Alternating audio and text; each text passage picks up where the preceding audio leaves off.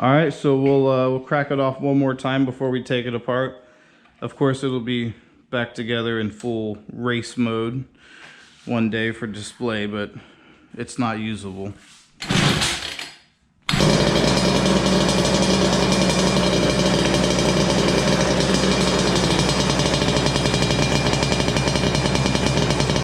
How's it going, guys, and welcome back to another episode of the Dad Bod Garage. Today we're dusting off some spring brake toys, and today the little one wants to ride this. This is a go-kart that I built them probably like 10 years ago when my son was 1. I was trying to get a jump on things, and what we ended up doing was building something that was too scary for any kid to try to ride. So basically what we did, we started off with a electric Razor GoKart. We pulled the frame out of the garbage, and the first thing I did was I mounted this John Deere C1200 weed whacker motor on it, and I decided to go with a 3-shoe 76mm pocket bike clutch. All I had to do was make an adapter and some plates, and then I went with a 78mm bell from a pocket bike, and then this is a 76 tooth from a pocket bike manufacturer, and I just made a hub for it down there. And then these are pocket bike brakes with a brake caliper. Now, I did go with a extremely annoying GoPed pipe, and that's going to come off today because my daughter wants to ride it and it's going to be too loud. So we're going to try to get a normal exhaust on it, and we need to clean this thing up. I need to check and see if there's any leaks on it over here, but I'm excited about this. I've been wanting to make a video about this for a long time, and we'll get it cleaned up and we'll check it out in a minute.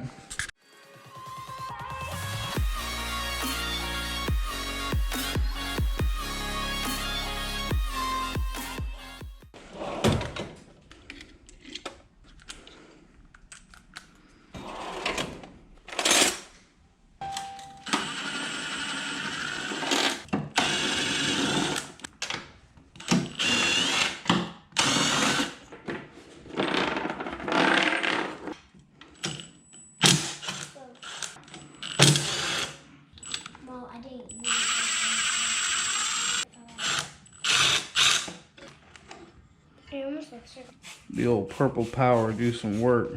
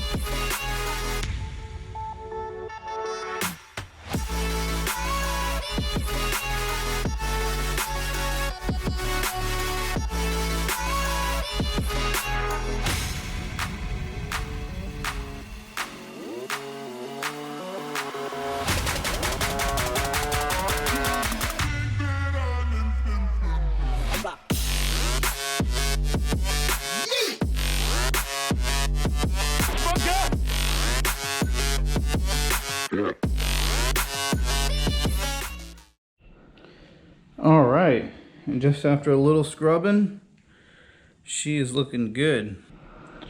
All right, now we need to find a smaller exhaust. It's another 43. Oh, I got something down here. This is off. Oh man, that's off of 23. I don't think that'll work either.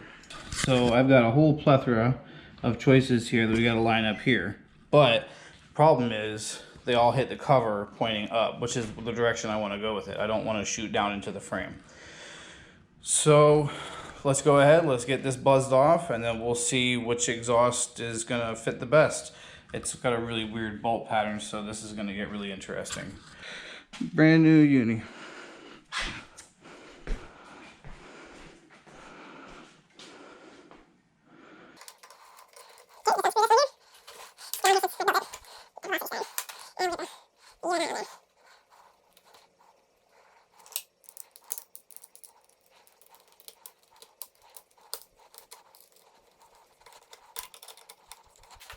Now, chain tensioner.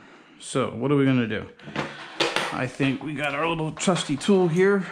And I'll grab one that's not completely toast. And I kind of want to go like this. Box of spacers here.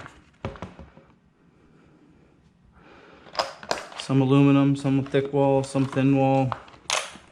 They're all different size wheel spacers and stuff. I think for what we're doing,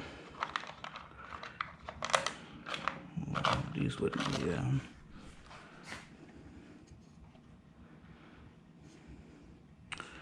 bigger than that. Tank spacers. Ooh, tank spacers.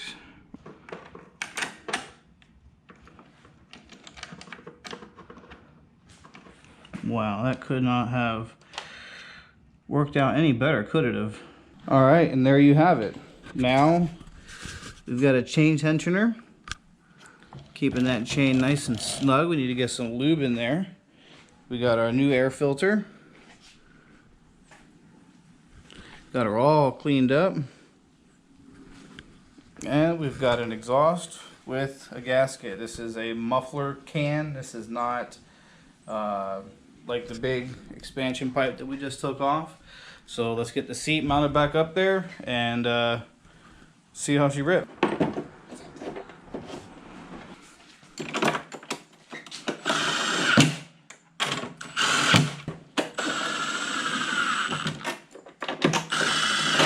Let's go for a little test rip really quick and see if it's worth spending more times on the brake or if this is just not going to work in general.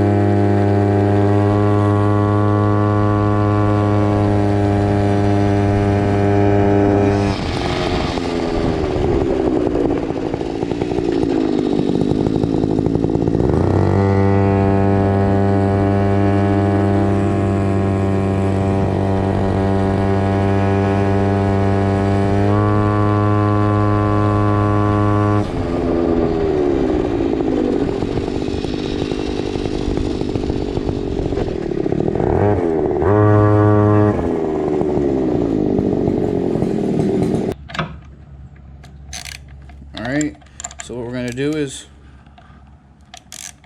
we're going to loosen up our throttle. Now you see we can make it slide. We can go up or down. So what I'm going to do is I'm going to have this to where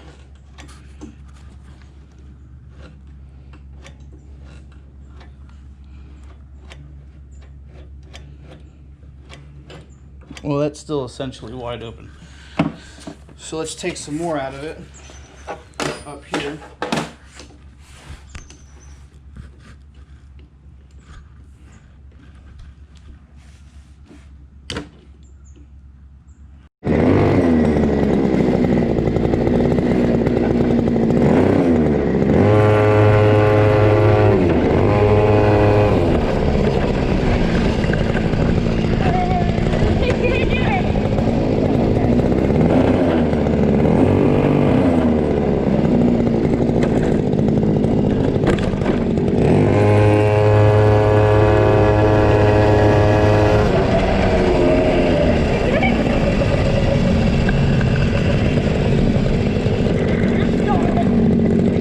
Alright, so for the plan for the day is brakes. We need this thing to stop a little bit better.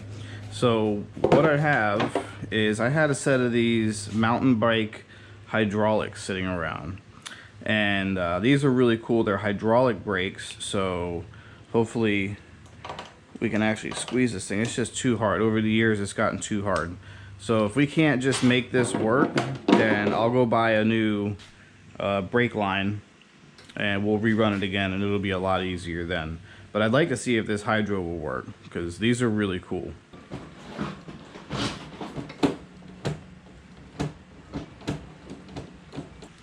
Now we got to figure out how to mount this guy back here, which I have an idea.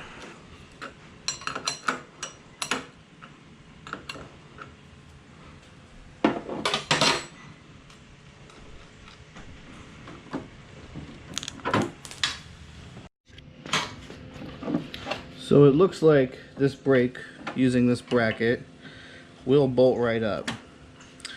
We are hitting a bolt here though. So what I want to do is, because I need the space, I'm going to use this spacer here for the bolt. And that should be right where I want the rotor. Okay, so all I got to do is trim down this bracket a little bit, and then we will get her bolted up.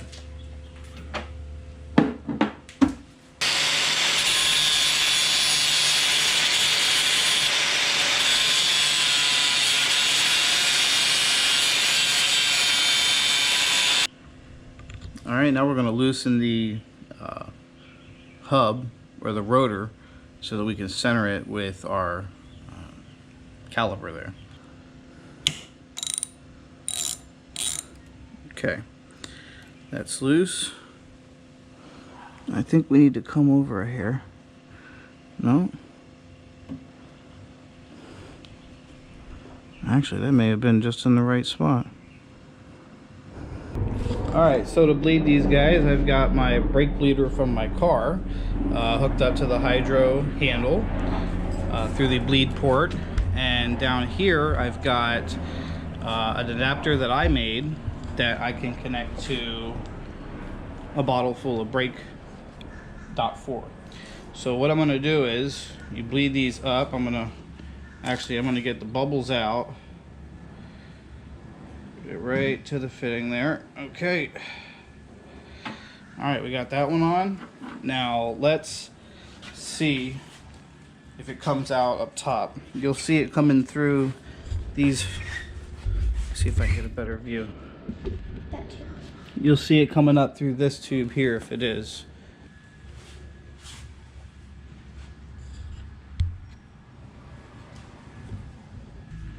We should be able to do the same to the top up here. Pull that out. Put the bleeder screw back in. Tighten that down. And we got our reservoir with old fluid.